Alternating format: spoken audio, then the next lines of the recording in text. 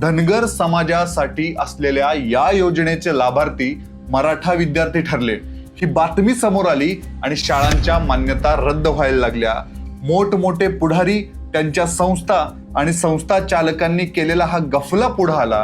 प्रति विद्यार्थी 70,000 रुपये सरकारकडून यायचे। या योजनेमध्ये प्रॉब्लेम हा होता की हे पैसे विद्यार्थ्यांच्या खात्यात न येता थेट संस्था चालकांच्या खात्यात यायचे। या पैशातून संस्था चालकांनी महागडी वाहनं घेतली, स्वतःसाठी इमारती बांधल्या, शाळेच्या पैसा उडवला स्वतःच्या ऐशो आरामासाठी आणि त्या पालकांना माहितीच नाही हा पैसा आला कधी आणि गेला कुठे। या पैशाच्या माध्यमातून शाळेच्या फीस भरल्या जाणार होत्या, शाळेच्या गणवेशाचे पैसे भरले जाणार होते, शाळेच्या हॉस्टेल्सचे पैसे भरले जाणार होते, शिवाय दप्तर, पुस्तकं, वह्या याचा पैसा भरला जाणार होता। मात्र हे पैसे संस्था चालकांनी खाऊन भेकर सुद्धा दिला नाही। 15 कोटींचा भ्रष्टाचार उघडकीस आला।